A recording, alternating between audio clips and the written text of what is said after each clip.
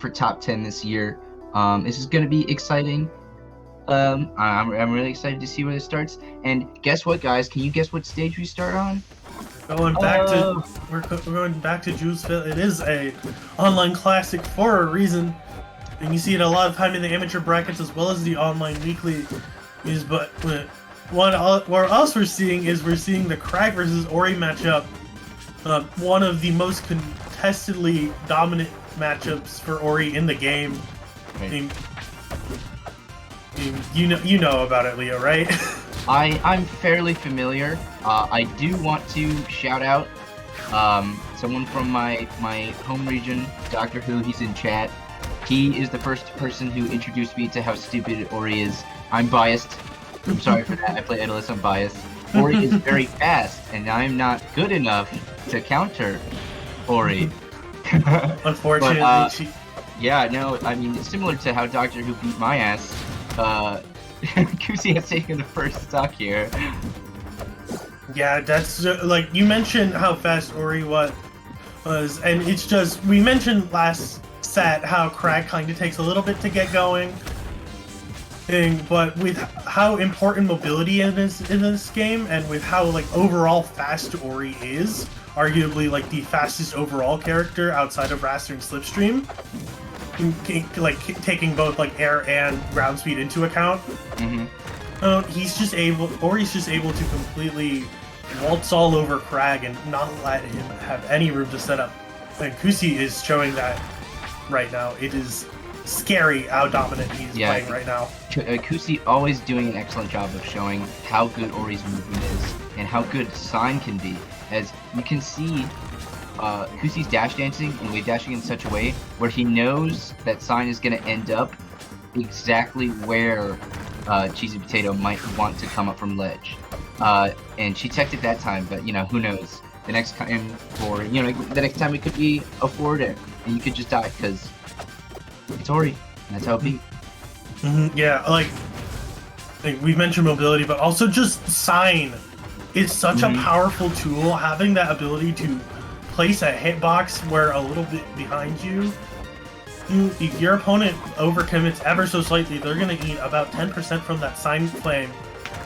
And that might cost them the stock too, but right now, CheesyPotato being held hostage off stage and killed for it, Kusi taking that game one. Remember, guys, you always have to ask Sign permission before you want to play neutral. If you don't ask Sign permission to play neutral, you will lose. And you will get punished, and it'll hurt. But right now, with CheesyPotato with the counter pick to Blazing Hideout. Kragg does have some powerful plat drops options, and using that center plat can be very handy.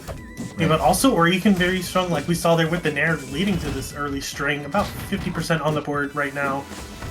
I'm a really big fan of the low percent up tilt chains that Kusi is employing here.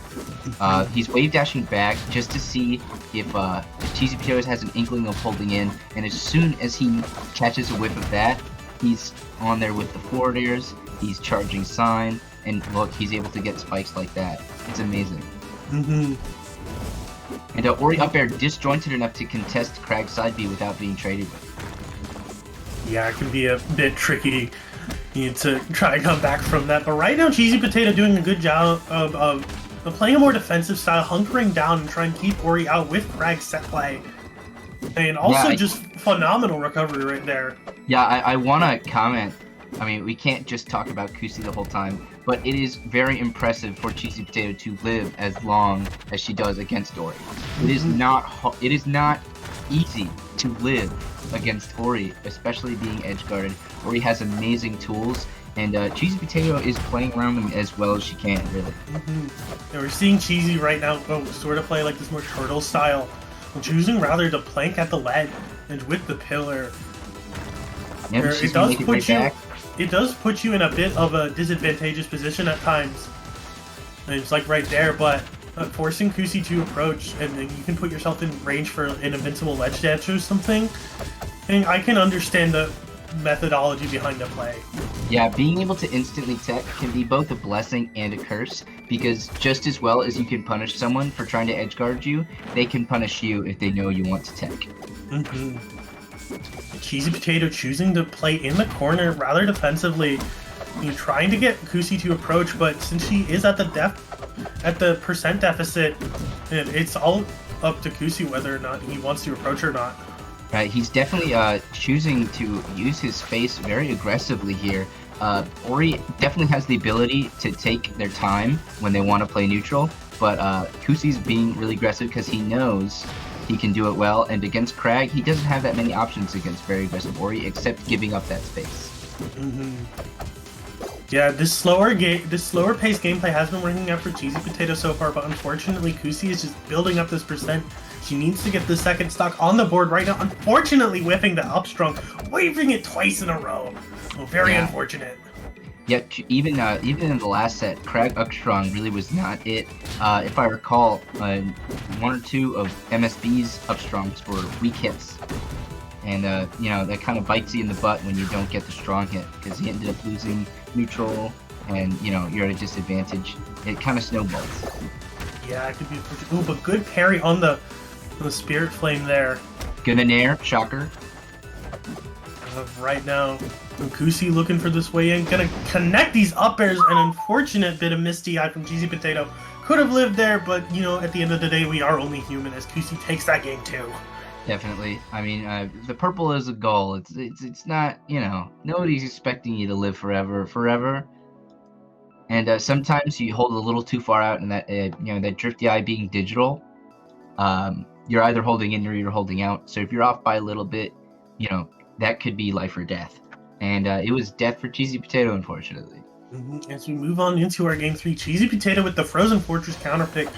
Sort of the best of both worlds of one of Kragg's best stages, and in that blazing hideout. It's counterpick that we saw. You've got like the upper plats that kind of like Iron Armada, but then you've got that small center plat. It might come in handy, but it really does depend. And I tell you, I'm a huge fan of the middle platform because it allows for those aggressive plat drop options.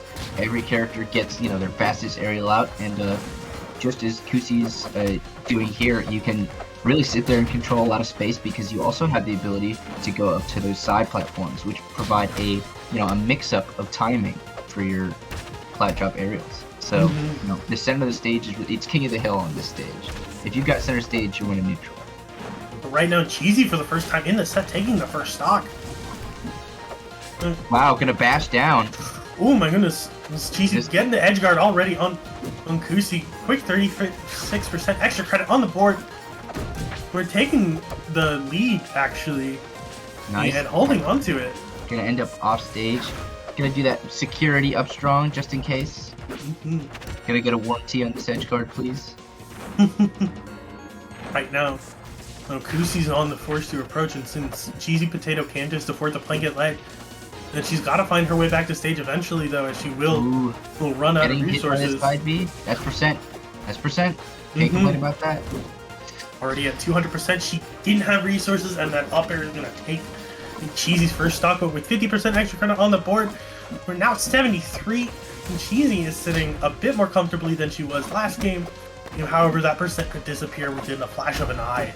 Definitely. Ori is a character who tacks on percent. Really shows off what's really crazy about this game.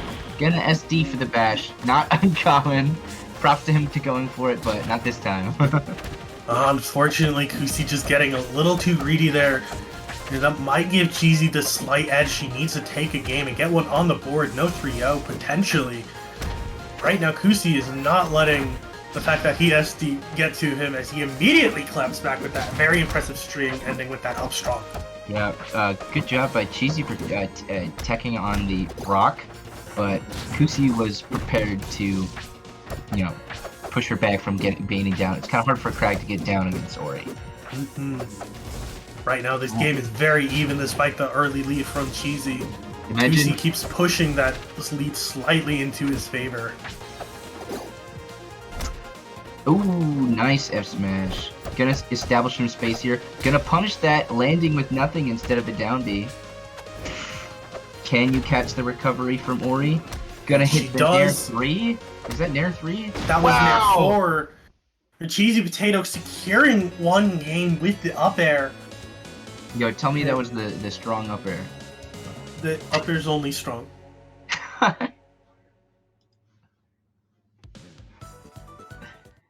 Cheesy Potato does get one on the board, but Kusi with the counter pick to Tower of Heaven.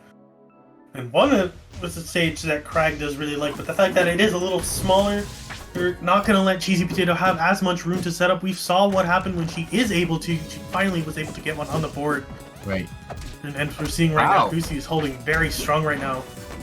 Cheesy Potato expertly using the bounce momentum from hitting off of the pillar to get back on stage there. Oh my goodness, seeing all these up airs from Kusi. Yeah, unfortunately, Ori up air. Yeah, just these up airs are so impressive, able to just perfectly track Kragg and secure the stock. And already, another stock already, not even a minute in, 40 seconds, Kusi is sitting on the verge of moving on within the bracket. Yeah, Kusi doing an amazing job showcasing not only the strengths of Ori, but, you know, as good as Cheesy Potato is, Kragg has his weaknesses. Yeah, unfortunately, when you play against such a combo-heavy character, your big body will come back to bite you. But amazing movement from Cheesy. I love that little dip off the top flat. Ooh, gonna take that stock, but it's a long road to home. Oh, but this parry might be the start of something quick. Little string to get nice little percent on the board. Oh, see, that's gonna do it. See, I think what happened is she might have tried to get a dash flat drop nair and held forward too long because that was a forward air that was way too close to the ground, and Kusi ended up punishing that. Yeah, unfortunate. Yeah, but Kusi's going to be moving on within the bracket as we have our next set coming up with Veko versus Sego. Oh, Forsburn versus Olympia. We've seen this before, and we saw how it went last time, but now